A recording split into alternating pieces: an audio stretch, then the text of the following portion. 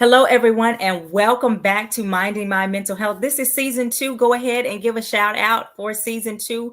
Thank you so much. It's 2024. This is our first episode of the year, and I am so excited. You guys know what I want you to do. If you are watching us live, I want you to hashtag the word live and let me know where you're watching from. And if you are watching the replay, hashtag the word replay. And again, let me know where you're watching from. You will know if you're watching live because it will literally have the word live up at the top. If it doesn't, that means you're watching the replay. That's okay. The information is the same. It's still great information. Again, let me know where you're watching from. Take this time to share this video, share it to any groups you are a part of, share it to your wall, to your story, to your friends. Today's topic is going to be so informative. And so I want you guys to jump on in here, tag your friends, tag your family. We are talking about dealing with parenting from the perspective of parenting a child diagnosed with ADHD. I have an amazing guest. I'm going to introduce her in just a moment. But if you know of someone who is parenting a child with ADHD, go ahead and take that time to tag them because they don't want to miss this episode. Send it to them because I believe today is going to be something where they can learn a lot of great information, be empowered, which is why we are having Minding My Mental Health. You guys know what I say almost every episode here with Minding My Mental Health. Our goal is to tear down the stigma around mental health in our community and bring awareness to things that affect us so that we can be empowered and grow and be our best selves. So all of that said, thank you for joining. Let's get into this topic with our amazing guest, Dr. Angel Gates. Welcome, Dr. Gates. Thank you so very much. Take a moment to tell everybody about yourself, how you became a parenting coach, an ADHD parenting coach, all of that, your background, and what brought you to this point. Awesome. First off, thank you so much for having me to be able to share on your platform about a topic that's, like you said, just we need to know more about, to be aware about, and something that's near and dear to me. I am Dr. Angel Gates. I am a mother of four young boys, 3 who have been diagnosed with ADHD. So we've been on a journey for almost 6 years now when my oldest children were diagnosed with ADHD. So really, as a parent, I wanted to do all that I could to help my children succeed. And even with the 20-year background in healthcare, I realized that I didn't know what I didn't know about ADHD. So I went on a quest of learning to figure out how to best help my children, which led me to, I always say, it was a thing that was frustrating for me, not being able to really connect and parent my children or get the results that I thought I should be getting. So I feel like I'm on a path of purpose, which is really learning about ADHD, not just for my children, but to be able to be in a position to teach other parents about parenting children with ADHD. So I've created Our Journey Through ADHD, which is a business really to just provide information, insight, coaching, support for parents who are dealing with what I'm dealing with, and also to help reduce the stigma of ADHD, specifically in the Black community. I know that we have to get past the stigma to be able to get to a place of awareness and education and to be able to help our children. So this is really what led me to this point in my life, really being able to help my children and realizing that there's just not enough information out about how to parent, that parenting, we do need help. Sometimes even in our parenting journey with any children, but specifically those who have specific challenges, we just need someone to just help coach us along the way. And how do we help them succeed, not just for now as their, children, but for my children and for the parents that I work with. I want to help us provide the avenues that our children can advocate for themselves and be successful adults. So you mentioned your frustrations kind of led you to this place. Can you talk a little bit about what some of those frustrations were and some of the challenges you faced with 4 children and then 3 diagnosed with ADHD? Absolutely. So the frustrations were, of course, trying to parent my children the way I was parented and not getting those results that I had expectations for. And it was just a simple, of course, the busyness or the constant reminders about just doing what I considered simple tasks and not getting those results, or feeling like that I was having to continuously repeat myself. But not understanding that what I expected didn't align with how their brain was working. So getting to a point of saying, okay, I realize that what I'm expecting, what I'm doing is not creating the change that I'm wanting. So I had to take a step back, learn a little more, learn a lot more, learn a lot more about ADHD and understand how my children's brains were working and being able to parent them from that perspective to get the results that I need and for them to be able to grow and be successful and still enjoy life and not be so discouraged or discouraged with not meeting my expectations. Talk a little bit about when you weren't getting those results. Did you attribute that to I'm not a good mom, or these kids are, they're extra? How did you kind of attribute those results? So it was more so, and not even, of course, feeling like that I wasn't doing a maybe not a good mom, and not even just for me internally, or hearing the talk or hearing, the comments from others about parenting or how my children were behaving or how, or just even the little snide remarks, being in public. Ooh, if that was my child, I'll do this, getting a lot of that, or, ooh, they ought to be able to sit down somewhere and things like that, when I wanted my children to be able to sit down and behave in a typical fashion that everyone, not just myself, but everyone expected in, particular situations and in particular settings. And even after the multiple sit down, but they would still get back up. Right. As if I hadn't said anything, and wondering, of course, and almost the embarrassment of, having my children in public and they're not conforming to the norm, which led me to really try to understand what's going on.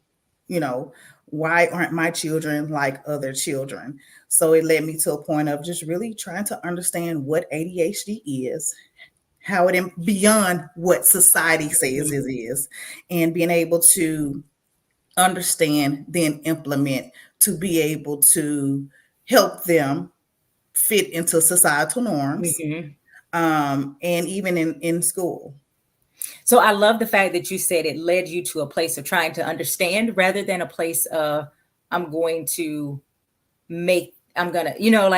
force my will to this place of frustration or anger. You said, no, let me just step back. And I think that's something a lot of people need to hear, that it's okay to step back and say, let me figure out what's going on here, or let me go on some discovery, or either about myself, because sometimes it's about us, like what is it that triggers me so much when my child does that?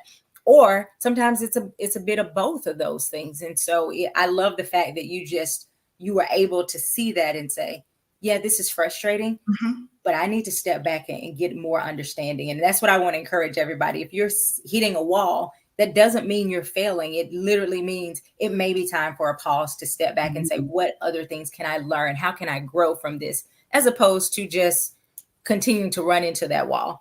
Tell us, you said you're an ADHD parenting coach. What is that? How does that help parents? And can you tell us more about how one becomes a parenting coach? Okay. So absolutely. This was something new to me just in my course of trying to figure out what I needed to do. I realized that, like you said, it starts with me. Being able to understand what was triggering me, what was frustrating me, right. And being able to identify those things, because I can't expect change in my children if I'm not willing to change, if I'm not willing to make some adjustments in my thinking process, in my delivery, and in how I parent. I can't expect my children to be anything different. It starts with me. So in me trying to learn and understand, it helped me to understand that parenting has its own challenges. Parenting a child with ADHD has its own challenges. And the parenting coach route for me was, okay, I need help specific for Mm-hmm. my children with ADHD. So it took me on a course of just doing some research, and I came across a parenting coach, and I began to learn that it starts with me, that I can't get frustrated in the things that's going on in my home, specifically the behaviors, because it's not an attack on me. Their Mm-hmm. behaviors is not an attack on me. Their behaviors is not a reflection of my parenting. People would say that, oh, children with ADHD, um, people would say, oh, parents are just bad parents. They're poor parenting, but there's Mm-hmm. no correlation there. But my parenting does determine their outcome. So I wanted to learn more. I researched, and I realized that there are things that I can do as a parent to help them succeed, not only at home, but in the classroom and in society. And that's my ultimate goal for my children. I want Mm-hmm. them to be successful young men, successful in their community, in any endeavor that they put their minds to. So it starts now. I can't wait till they're older. Right. And I have to help them along the way.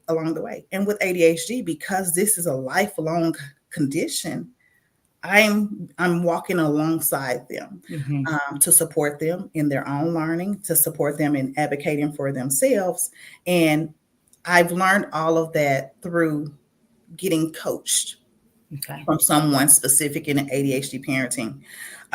And that's why I went on this quest to become an ADHD parent coach. If I have this desire, um, there are other parents who also have this desire to want their children to succeed. Mm-hmm. So, but just don't know where to start. Right. So the ADHD parenting coach is really just there to help you start, help you implement the strategies, provide the resources, provide the support and the coaching you need as a parent to help your children succeed until they get to a point, specifically until they're able to be coached individually. Mm-hmm. Because the child has to have a specific mindset to be coached. Yeah. Well, until that point, it's the responsibility of the parent to help guide them and coach them and provide the structure in the home and to work with the teachers to get them to that place. So, how old were your children when they got the diagnosis? So my three that are diagnosed are currently, I have 10-year-old twins and an 8-year-old. They all received their diagnosis when they were in kindergarten. So my twins were Mm. 5 and my 8-year-old had just turned 6. So like I said, we've been on this journey since October of 2018 when my twins Okay. were in school. And the diagnosis came as a result of, even in kindergarten, my twins being suspended from school. Mm. And even when they were in pre-K, they were expelled from pre-K because of behaviors. So with me just trying to figure out, how do I help them in school? How do I help keep Mm-hmm. them in school? Because if they're not in school, they're not Right. learning. It's when, because I'm in healthcare, I was like, I know I needed some extra guidance. So Right. I took my children to a psychologist, and that's when we received our diagnosis. Um, for my older kids. And since then, we've been on a track of being able to help them. And we've seen a Mm-hmm. complete turnaround in behaviors, especially in school. They are extremely intelligent, straight A students. But it took me being able to Mm-hmm. say, there is something going on. And being Yeah. able to listen to the input from the school, Mm-hmm. because they have a viewpoint that I didn't have. Right. Some of the behaviors I was seeing, or they were telling me, was just, one of my children were extremely impulsive, not in a malicious way to other children, Mm-hmm. but just couldn't keep his hands to himself, Mm-hmm. or not able to sit down and being extremely disruptive, which was impacting him learning. Right. So being able to cross that hurdle has really put us on a trajectory now that they are doing extremely well. But it took me Yeah. accepting that I needed for them to have an evaluation to see what was really going on.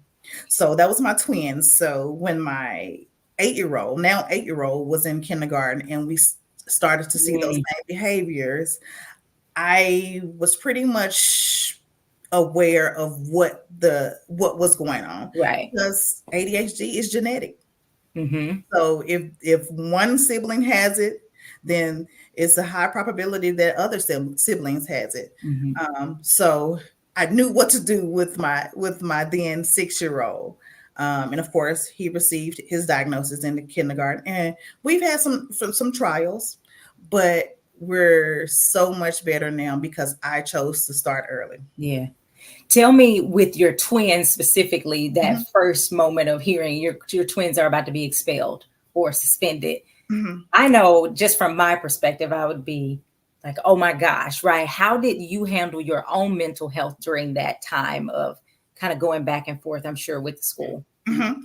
I was devastated, embarrassed, upset, because the suspension was probably the third strike. So I Mm, had been communicating with the schools right. and other incidents that had been happening in the classroom, receiving a lot of calls, even in kindergarten, receiving a lot of calls about their behaviors in school and how it was disruptive to Hmm. the entire class, and to the point to we tried other things in the classroom up until this point to where that was like the next step for them to receive a suspension. So after that, I was like, okay, this can't happen again. Yeah. What's going on? What are you seeing? What are you experiencing? And let me go communicate what the school has told me to the psychologist. Hmm. And that's when we went down the path of them being evaluated for ADHD. So yes, I was definitely at a place of frustration there, not necessarily at my children, because at that Hmm. point I was beginning to understand that maybe some of the Symptoms. things Hmm. that they were experiencing was maybe a little beyond their control, Hmm. especially when they could recite the rules, but when it was time for them to Right. implement, there was a disconnect. Did you see it impact their confidence at all? Like getting in trouble at school? How did that impact their, their confidence, their self-esteem? Because I know I worked with elementary students in public schools for a while, and I would often see they would internalize, Mhm. either thinking they are bad Oh, children, yes. or thinking, I just can't, something's wrong with me, those types of things. Did you Mhm. see any of that? I did, and that's one of the things that probably made me act go on and act when your 5-year-old child says to you, "What happened today? I was being bad." Or Hmm. I'm bad. No, you're not bad. Right. You did some things that you weren't supposed to do, but for them to um, describe themselves as being bad, or even perhaps adults or Hmm. others or other children making comments to them to where they were taking on the characteristics that someone else told them, or I'm bad. So I was like, no, you're not bad. You made some bad choices, or you didn't follow the directions, but you're not bad. And that's one of the things that a lot of children with ADHD Hmm. experience, not just as, Yep. not just as kindergartners, but throughout school, that they're lazy, that they're disobedient, that they're disrespectful, or they're defiant. These are some of the characteristics that adults who just don't understand are these are labels that adults are placing on these children, so their self-esteem takes a hit. And that's one of the things that I was trying to avoid or prevent for my children, that I wanted their self-esteem to remain intact. So if that means that I have to be proactive to figure out what's going on with them and to be able to help them Hmm. mitigate some of the behaviors, I was going to do that because I didn't want my children walking around saying they were bad. Right. So speaking of that, getting feedback from the schools and all Mhm, of that, tell me how you advocated for your kids once they got their mhm. diagnosis, all of that. again, I've worked in the school system. I've worked specifically with children with all types of diagnoses. ADHD was a common one. Um, what was your role as far as parenting coach and just parent with advocating and Mhm. helping them to get the resources that they needed? Yeah. So for me, I was very open and transparent with the school about their diagnosis, even about the decision to put them on medication. But my advocacy for my children was that I understand that the medication will help them to focus and to be less disruptive and to be less impulsive, but I'm not going to medicate them to the point to where they're going to be zombies. I Mm-hmm. want them to be children, the same grace that you all extend to other children who may have a not so good day. I want that same grace Right. extended to my children. And I also advocated for there to be some classroom management, some behavior management in Mm-hmm. the classroom so that the school was not entirely dependent on the medication Mm-hmm. uh, to remedy all symptoms of ADHD. But it did require that I was open and honest. And I've been from the very beginning honest about Mm-hmm. specifically with the school, about their diagnosis, about some of the behaviors that I experienced at home. So they were aware, because generally children with ADHD they experience the same behaviors or symptoms in multiple settings. Mm-hmm. So I wasn't a parent that said, "Oh, my child wouldn't do that," because Like, no, my child I've seen did. them do that. I've seen them do that exact thing. So for me to be open and honest with the teachers, it was saying, yes, I have experienced the same thing at home. Mm-hmm. This is how I handle it at home.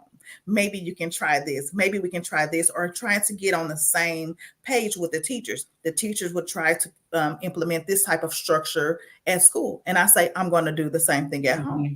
So my children also knew that I communicate with the teacher Right. pretty regularly. And if a teacher called me when I have a conversation with my children and I say, I'm talking to your teacher, Mm-hmm. um, we're working together, they're going to let me know what's going on. So there, that's how I handle it. And then I've been handling it the same way now. And I even created a journal for one of my 8-year-old's teacher, created a Mm-hmm. journal, a teacher's journal, where she's able to document any symptoms. She can document anything that's going on related to how my child is behaving at school, and she has it there. So when I go to parent teacher conferences, she pulls it That's out. good. This is what's going on. This is what we're working on, Mm-hmm. and it's working. And it also helps me to keep the lines of communication open. So she's not having to call me every Mm-hmm. 2 seconds. She can just jot it down. And then Right. when she has Right. a moment, she can say, "Hey, this is what I did on this day." But I've been very open, and I can say I'm thankful that my children's school have been just Mm-hmm. as open and willing to Good. communicate. I know that's not the case for a lot of schools and a lot of parents. And I Mm-hmm. know a lot of parents have been afraid to share their children's diagnosis Mm-hmm.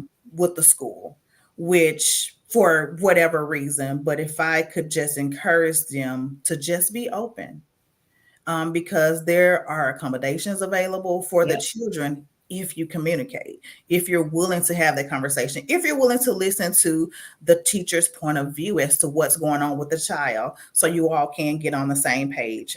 It makes a difference, and has made a difference with me and my children, Mm-hmm. even through the difficult conversations that Right. the teachers have been, well, I hate to call you, and I say it's okay. Yeah. I want you to call me. Even when it's something not Right. so good that you have to share with me, I want you to let me know.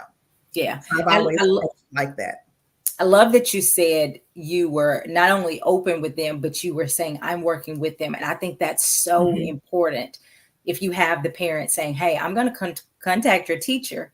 So those kids know they can't, triangulate or Right. manipulate in any way.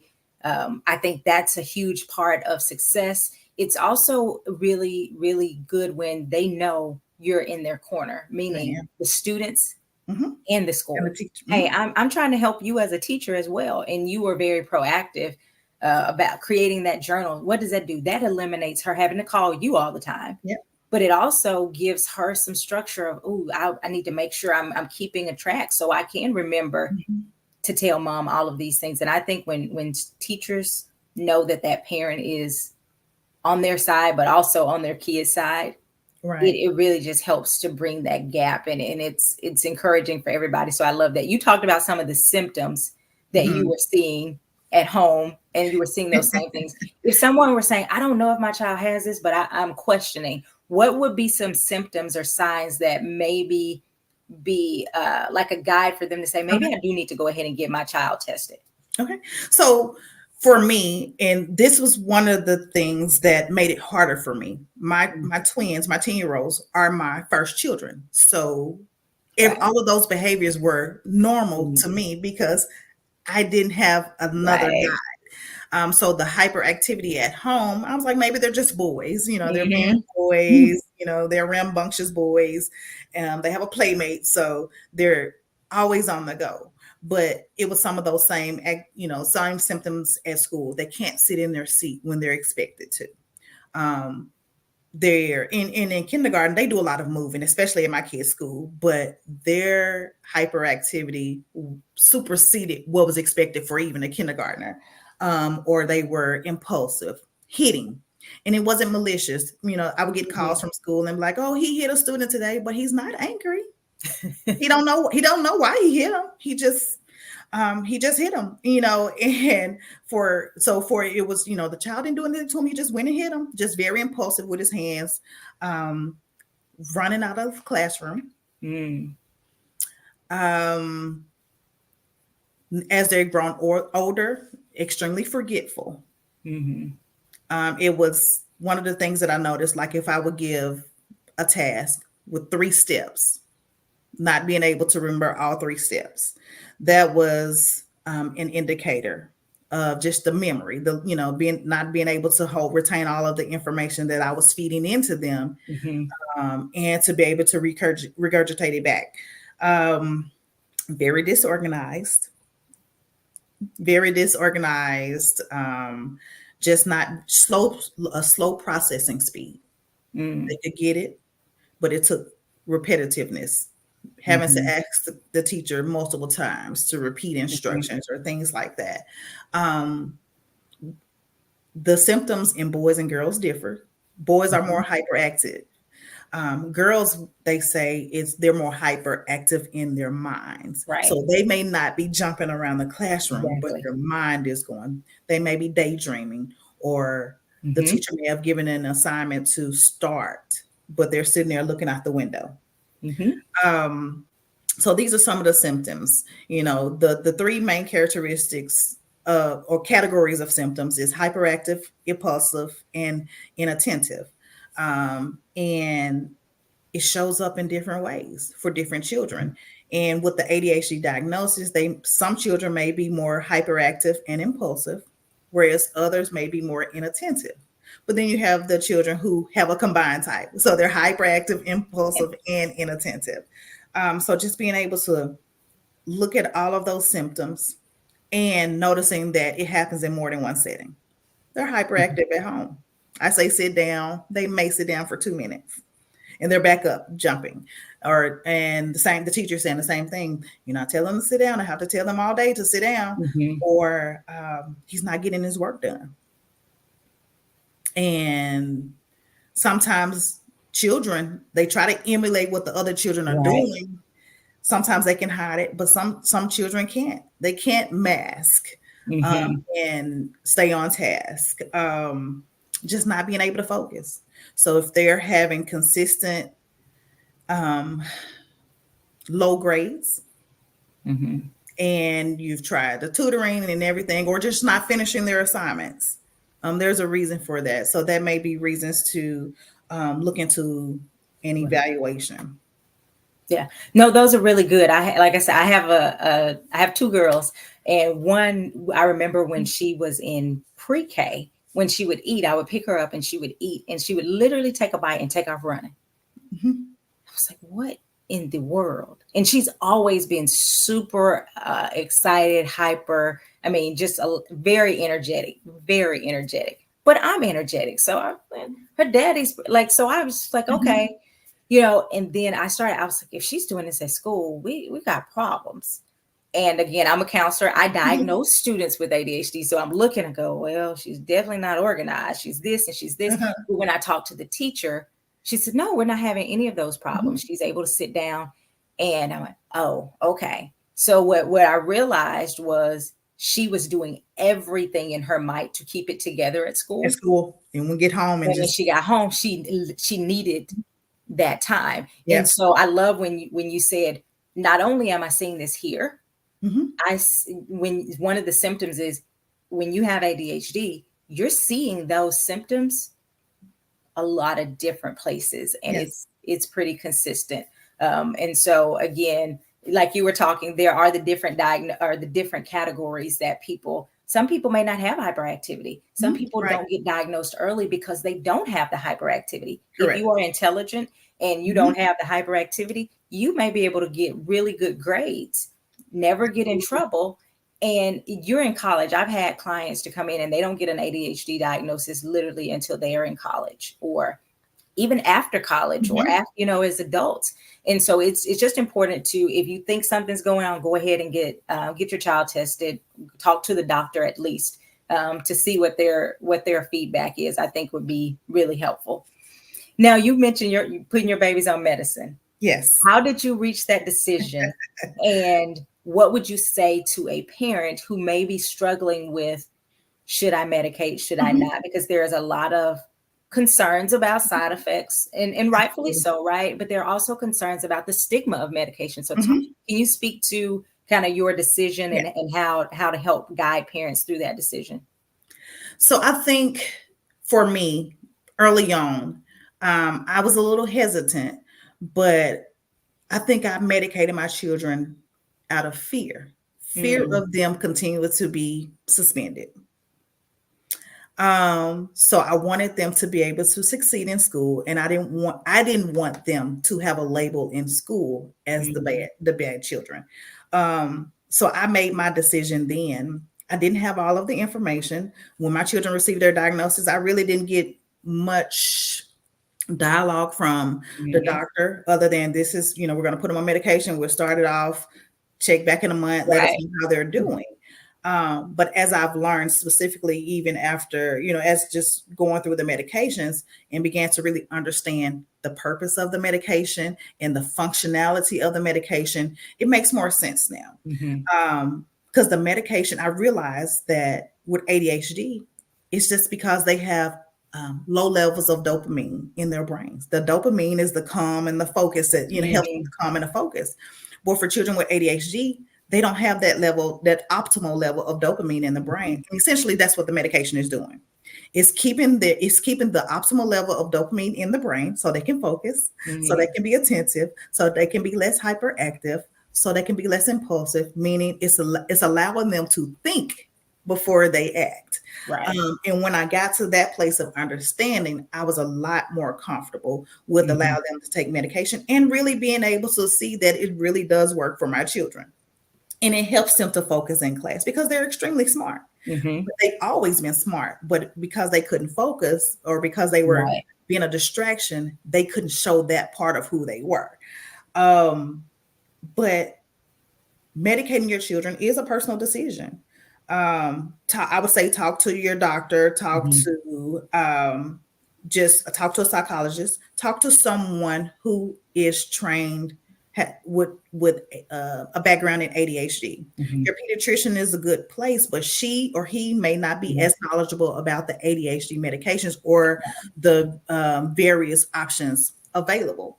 Um, some people have had maybe bad side effects and they just stop the medicines completely. Mhm. But it's worth being able to take a different route, maybe try different medications, maybe try a different dose. And for anyone on ADHD, everyone is different. So the same medicine that worked for one person may not Right. work for the next person. And it does take some trial and error. It took Mhm. for I have 3 different children that are currently on 3 different doses. They're all on the same medication now, but 3 different doses now. But it took a lot of trial and error to get to the point of finding something that works, that helps to reduce the symptoms and has Mhm. the least amount of side effects. So I would say if there's a parent who's a little leery, just don't give up after one unsuccessful Mhm. medication dose that's been given. If you choose to medicate your children, it does help them to focus. It does help them to be able to think. But I always say this: pills don't teach skills. The Mhm. medicine works for 4 hours, 10 hours if there's an extended release. But outside of the medication window, your children Right. still need structure. They still need to be able to learn skills that would help them be successful in life. So the medication helps, but there is a lot that goes along with the medication for children or anybody with Mhm. ADHD. So I want to get back to that pills don't teach skills, but Mhm. I want to go if you have someone who is just adamant against medication, Mhm. are there things that they can do that would be helpful even if they did not go the medication route? And I'm not anti-medication. I'm Mhm. also not a pill pusher. You Yes. know, I try to live in that balanced Balance. place Mhm. of what's needed in this situation. Because So sometimes, like you said, it's a situation of, they just need more dopamine, and bam, we're okay. And then other times it's, oh no, they're lacking some skills here. mhm. Let's combine that with some therapy. So I want you to speak to Absolutely. our other techniques or things that Sure. could help if you're not on medication, and even honestly, even if you If are you on do. medication, Mhm. what are some skills that parents could begin to teach kids that would help them? Okay. So one of the things that I've learned, which is really helpful in my mindset to be able to help my children, is children with ADHD. We all have executive functioning skills. Hmm. Everyone. It's not really matured until in anybody until we're about 25. Hmm. Children with ADHD are about 2 to 3 years behind in just building and learning the executive function skills. So it requires that parents help children build those skills. And that's one of the things I do as an ADHD parent coach. Teach parents how to teach their children those executive functioning skills to just be successful. It requires a lot of structure. And for children, the children don't know how to implement the structure on their own. So that's where the parent comes into Right. to the picture to help create that structure, help teach children how to create structure as they get older, teenagers and college students. Now you can teach them how to understand how they function as Hmm. a person with ADHD and be able to create their own structure. But until that point, until they're able to take on those responsibilities, it's the responsibility of the parent to teach the skills and to help provide that structure. Because even with or without medication, we still need to be able to be organized and focused. And those are skills. They just have to be learned. For us, for a typical or neurotypical person, um, working memory is an executive functioning skill. For me, you can give me a task with 7 steps and I can remember them and complete them. But Hmm. for a child with ADHD or a person with ADHD, regardless of the age, you can't do that. So the skill would be, okay, I understand that there's a deficit in working memory. So I'm going to write a list. Hmm. I'm going to write a list as opposed to expecting Hmm. a person with ADHD to remember everything that I've called out for them to do. Exactly. So those are some of the skills, building those skills to help a person just function in life with or without medication. No, I think that's important that parents sometimes don't recognize our expectations are. I look at it sometimes. I go, this person's only been on the earth for 5 years or 6 years. They literally don't know that this is the appropriate way to handle this, or Right. and so we have our expectations. Like, you Mhm. should know that, and they don't always know those Right. things. And so writing list, I found getting Brielle ready for school in the mornings. This was years ago. I started noticing once I created a list for her, just a checklist of things to do. Number one, she woke up motivated because she wanted to put a sticker on her Right. chart. but it really helped me not to be so frustrated because Mhm. she knew when I wake up, I look at the chart, and after no time, she knew what was on the chart. Right. But to just get that chart started with, this is what we do. And so those are some things I think that parents can do. And like you were saying, writing a list for kids who forget after the first try or the first thing on the list that, oh, you told me to do something else. Mhm. That list can be important. Teaching them to use things like songs and Yeah. like, I always do this, and this, and like, I'll make anything a song. And so teaching a little song, it helps them to remember. And so having someone like you as a coach, I think would be really beneficial for someone to go through and be able to say, oh, I need help with, even knowing, you mentioned executive functioning. I wanted to come back to that because a lot of parents may not know what you mean when you say Okay. executive functioning. Can you share more about what that is for students or for kids and adults? Yeah. For everyone, Right. we all learn skills to be successful in life. Whether it's, I'll use this, for an example. Working memory is one of them. Kids learn through Mm-hmm. song, through different ways to remember what's required of them. But for children with ADHD, they don't have the same capacity or the working memory Mm-hmm. capacity. You can give them 10 tasks, they maybe remember two. So in doing that, that's a skill that has to be taught, meaning, what can I do to help them remember? Which Mm-hmm. is, let me put these things into place. Right. Or another executive functioning skill is just organization.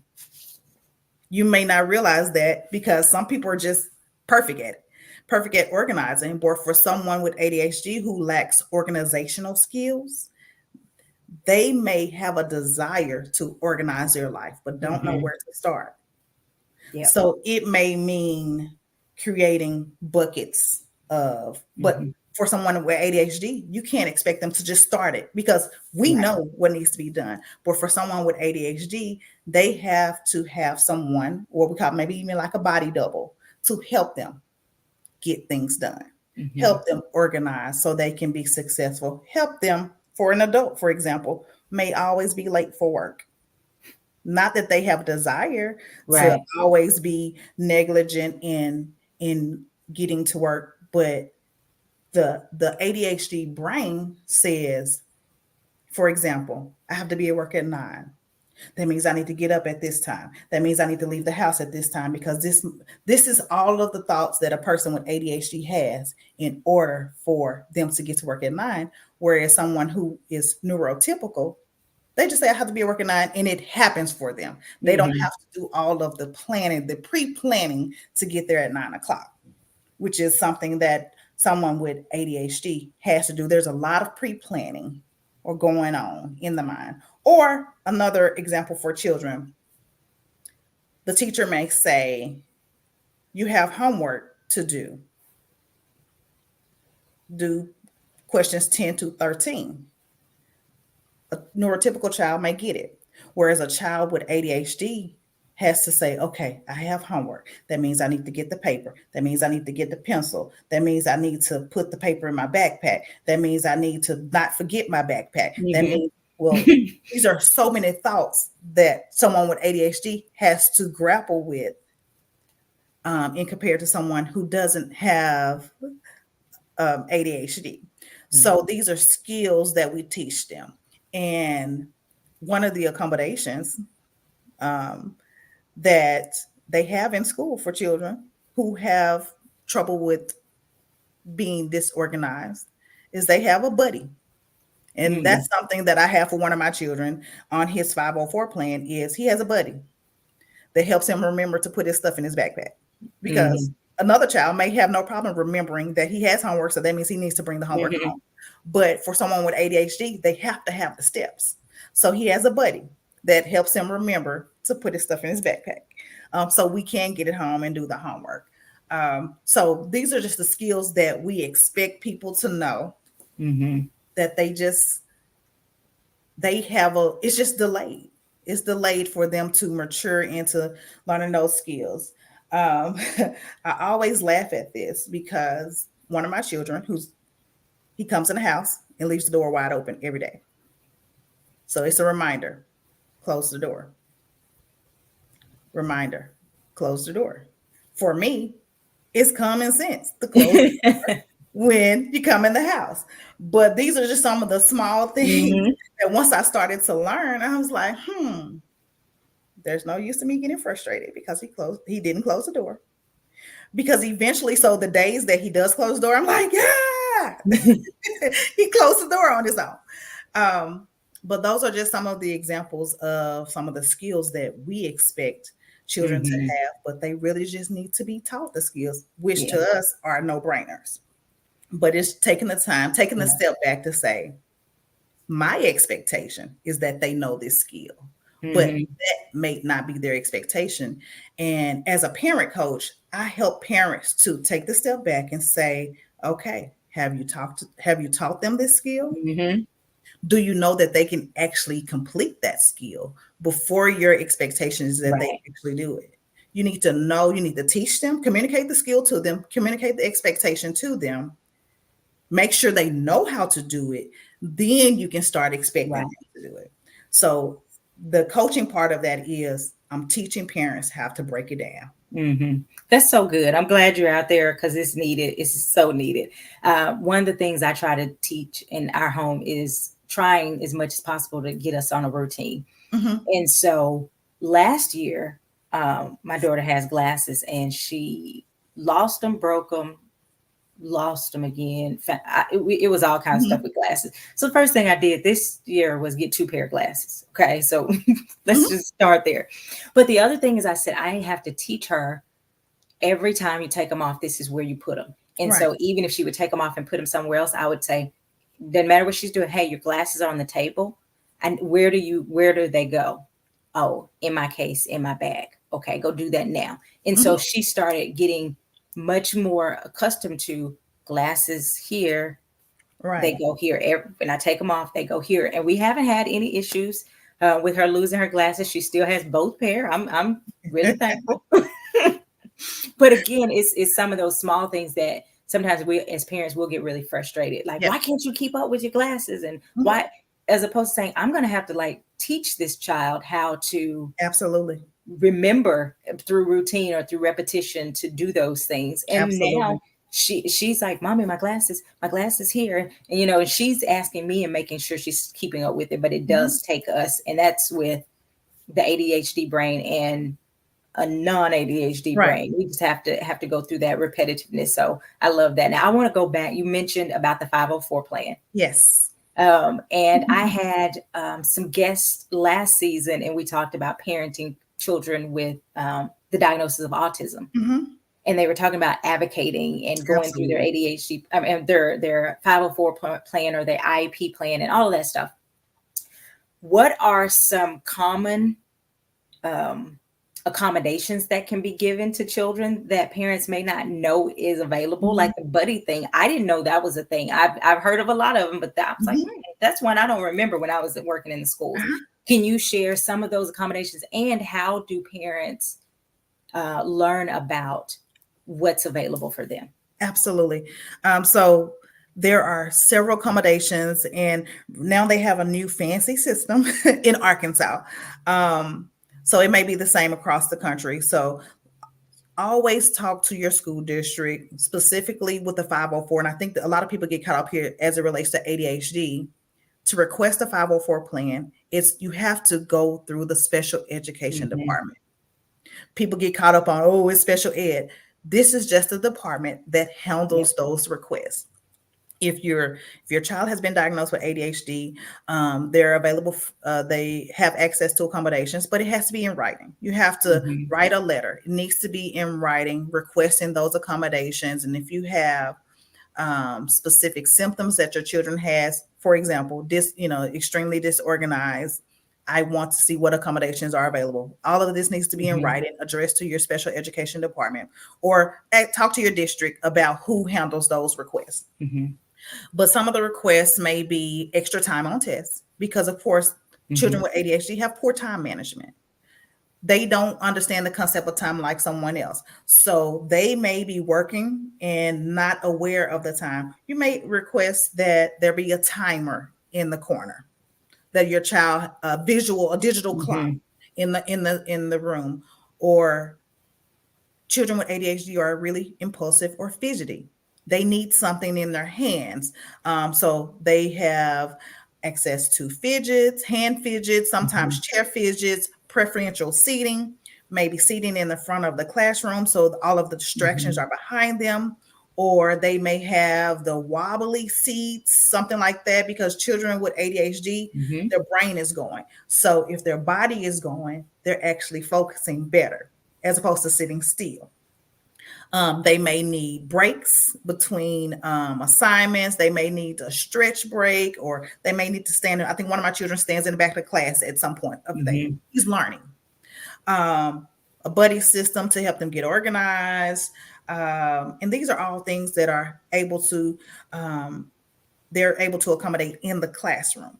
Because, of course, the goal is to keep them in the general education as much as possible setting. So that means in the classroom, they have access to this, or they may have access to, if they're easily distracted, maybe they need to take their test in a quiet area. So when Mm-hmm. everyone else is taking a test, that they may be able to be pulled to a different area, or to have their assignments read to them. I think they do that quite a bit for a lot of the students. Mm-hmm. But if there's a reading assignment, for example, the accommodation could be that they use headphones and it's text to speech. Mm-hmm. Or there's just the wide array of accommodations, and it has to be specific to your child's needs. So it's not a one size fits all. And if you're in those 504 meetings and they say, oh, well, they can do this and they can do that, which may be the base level, Mm-hmm. but advocate for your child, because you want the accommodation to make it equal and fair for them to learn. It's Yeah. not a privilege.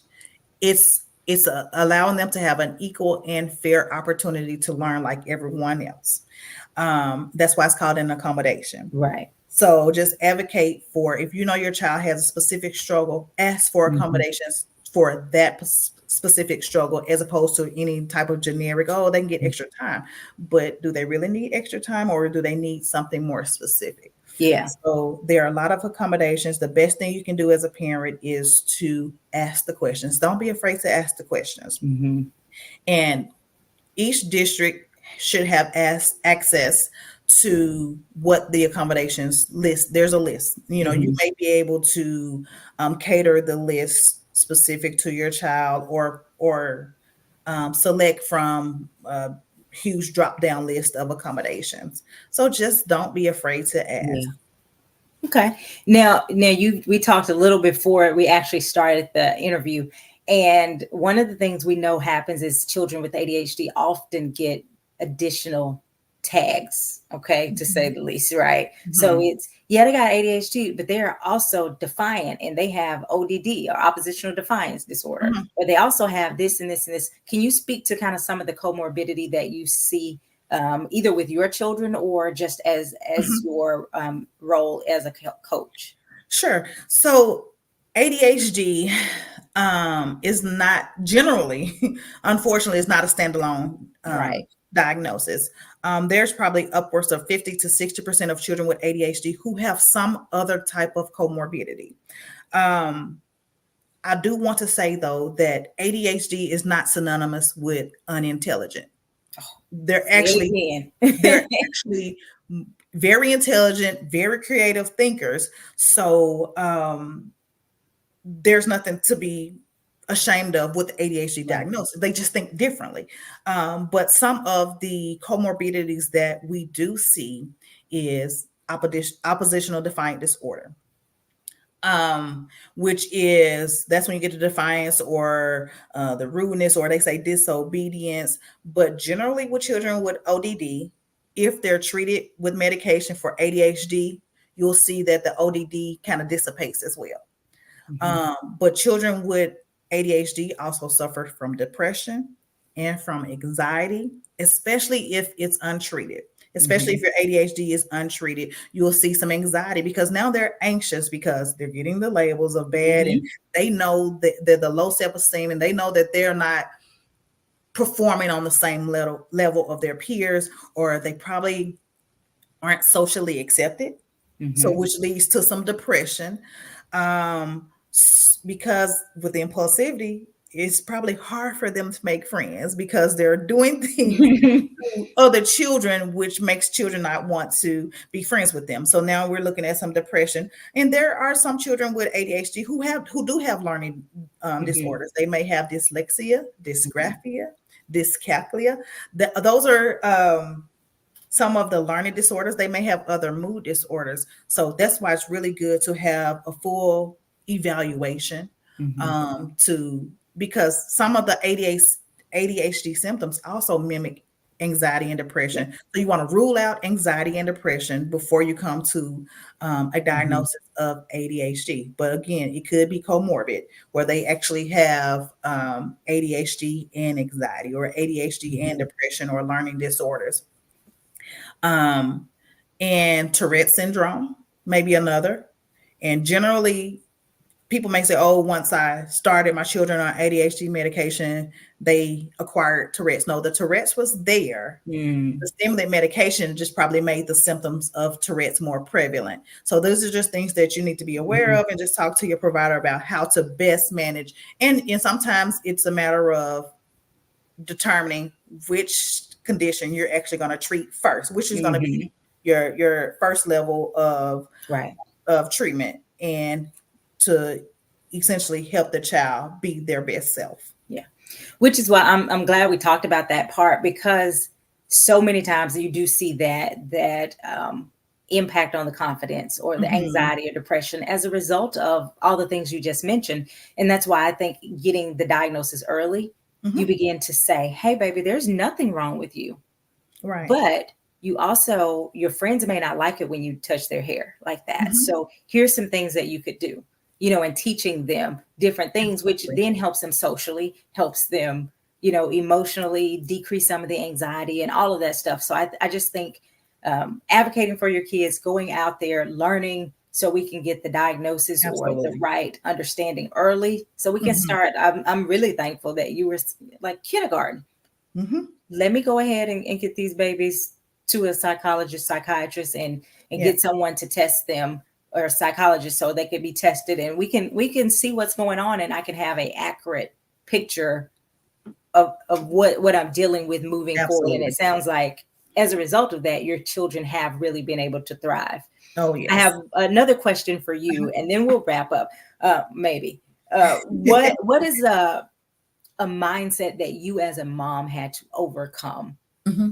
to get to this place of, again, not blaming yourself, being able to help your kids? What mindset shifts did you have to deal with?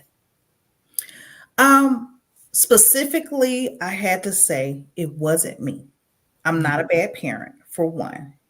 And I had to drown out the noise from our community because of how we view mental health conditions. I had to What's the noise? I don't know what you're drown talking about. I can't imagine any noise. What noise did you hear, or what type of noise did you hear? just specifically, oh, they just, oh, they just bad. They just need a good whooping.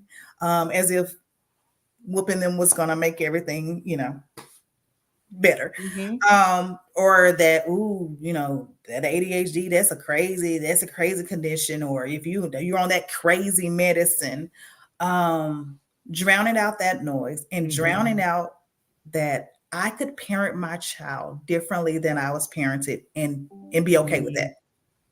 Did you There's get nothing wrong pushback with from me. your family, your I did. parents? I did. Not necessarily. So the pushback was more so how I chose to parent, meaning that if I take a step back and evaluate how I discipline a different way, then Mm. there was a little pushback. We've had some uncomfortable family settings, um, where maybe, I didn't want my children getting hounded on because they couldn't sit down. Um, or they were expected to sit down and not run and things like that. Just the way that, I wanted Hmm. people to talk to my children, because they have feelings. Hmm. Um, wanted them to be able to acknowledge that, they are doing something wrong, but the way in which you acknowledge it can determine if they are successful in changing behaviors or not. Right. And that's just something as a parent, that's one of the things I teach with parent coaching. The way in which I approach the situation can make or break or break my children. And I don't want to be the one to break my children. And I want to protect them as best I can from others who choose not to acknowledge that there is a different way to handle situations. Now, okay, I promise this is the last two Okay, questions. no, I'm good. One question you spoke to, and I thought, oh, that's so good. Like being able to step away and say, I'm going to do things differently. You were able to say, I need my children to still know there are socially acceptable behaviors. Mm-hmm. Even if you're having a hard time sitting still, there's still an expectation in Mm-hmm. class that you're able to do this. And then you have the parent who may be enabling behavior because they say, oh, they've got ADHD, they can't help it. Can you speak to how to find the balance between enabling and, criminalizing everything at the same time? Right. So there has to be a balance, because one of the things that I've learned as an ADHD parent coach is I can't make them responsible if they're not response able. So if they're not able to respond, then I can't make them responsible for the learning or the expectation. That's why it's important to teach your children, have those conversations about what the expectation is, and then hold them and provide discipline, sometimes natural consequences to them failing to meet those expectations. But I can't hold them to a standard that I've never taught them. That's And good. some of those standards that we expect because they're just children, they should know. I can't expect that of them if I haven't communicated. They deserve communication. They deserve to know directly from me what my expectation is. I expect you to be able to sit down. If I know that they are overstimulated and overwhelmed, then I know how to withdraw them from the situation, whether it's take them outside, let them run off for 15 minutes, even in 30-degree weather. But I know that they have a lot of energy to burn. So I can't expect them to sit down if I know that they are need an avenue to be able to burn off some of the energy. Let me let them go play for 30 minutes. Then they'll probably be able to sit down, or being able to identify the triggers and being able to respond accordingly. And that's about knowing the child, knowing the things that trigger them, knowing the things that overwhelm them. And it's about taking time to learn your child. Learn what makes them tick so you can help not only them be better, but others around them, so you can inform, hey, if you notice this, and this is what I had to do a lot with like aftercare programs, because by the time they get to aftercare, the medication is worn off. Hey, if you notice this, stop it now. If you don't stop it now, they're going to be so dysregulated that you're not going to be able to bring them back. And it took some of my children having some really bad blow-ups because I didn't see the warning signs, or I didn't see the triggers of them being dysregulated. But now I'm learning them. I know when they're on that verge. So I've been able to teach the aftercare, hey, let him sit by himself. He'll be fine. He's okay. He don't feel isolated, but he needs this time to cool down. And just the way in which he cools down just sometimes has to be different. And like punishing a child with ADHD and not letting them play is counterproductive. So finding ways to punish them or discipline them that is helpful. So the last question is, how do people contact you? What is, how can they reach you to get your services, to follow you, to learn more? Okay, so you can find me on Facebook, Angel A. Gates. That's my profile page there. And you can find me at ourjourneythrough.adhd.com.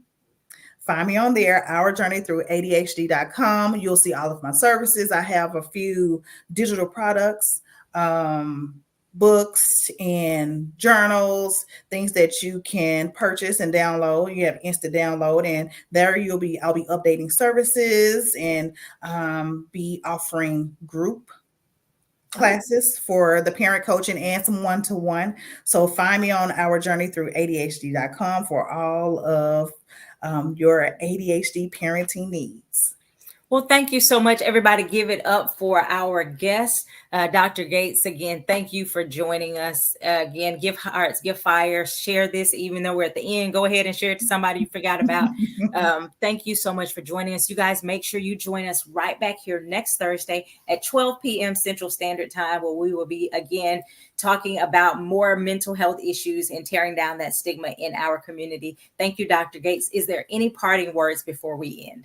Just thank you so much for having me to be able to share about ADHD and reducing the stigma, specifically in our community. I'm so appreciative of you having me on, and I am here doing the work to help families have raised successful children. Thank you again. You guys, I will see you next week and I'll talk to you later. Bye bye. Thank you.